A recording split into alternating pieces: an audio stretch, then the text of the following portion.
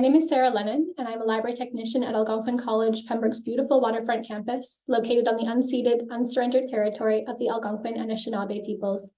I'm pleased to be the Ottawa Valley Reads champion for Métis author Katherena Vermette's poignant, award-winning novel, The Break. The Break follows 4 generations of Métis female relatives, daughters, mothers, aunties, cousins, and kokum, grandmothers affectionately called cuckoo, as they each deal with the after effects of the brutal assault of a young family member, left alone in the middle of a snowy field called The Break on a winter night and unable to identify her assailants. The field is adjacent to a neighborhood populated mainly by Indigenous residents in the north end of Winnipeg, Manitoba, an area of town considered the wrong side of the tracks, and where good people mix with gangs, hookers, and drug houses.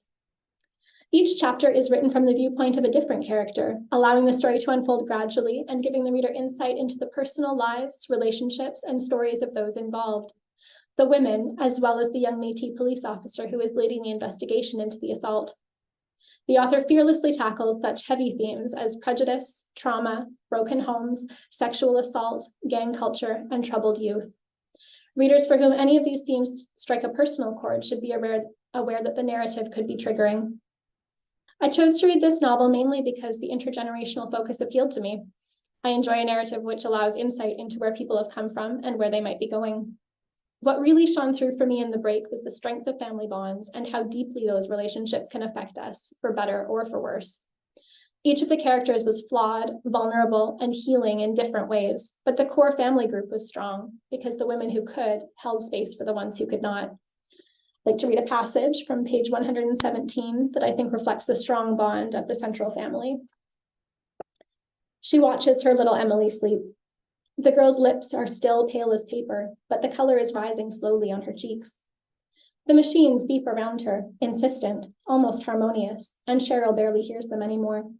Yes, she should call Joe. He would want to know. He will say it's the city, the evil city, and that they should have all stayed with him in the bush. Cheryl will want to tell him he should have stayed with his family no matter where they were, but she won't. Not today. It will be a bubble in her throat that she will swallow because Joe really is a good man. He doesn't need her to spit her anger at him, still so fresh it comes out like it's new. But no, not again. Not right now. Today, she will just listen to his pain, his ineffectual pain. And then she will make sure he will call his daughters to tell them something soothing. Cheryl rests her head on the bed again, her mouth to Emily's hand, heavy with metal and plastic, and waits. She feels her granddaughter, warm and small, and thinks of good things. Her lovely little Emily blessing, a quiet, fat baby, a happy child who loved to wear pink and flowers on her clothes. She dozes off and thinks of her wolves, the calm, howling sounds that find her in the night and help her rest. She should make a painting for Emily, Emily with her baby face, Emily, stronger than she knows. Cheryl will put on a strong wolfskin coat, black with only delicate touches of gray, around her little granddaughter to keep her safe. Cheryl breathes out and tries to give her granddaughter strength. Wolves teach humility. They teach that we are all in this together, all a part of the same whole. If something happens to one of them, they all feel it. Cheryl breathes out deep and warm, breathes in Emily's pain and gives her back all the strength she has. She hates these kinds of moments, the achingly painful ones, the ones that seem to last forever. The Break is a homecoming in many ways, physically, culturally, and emotionally.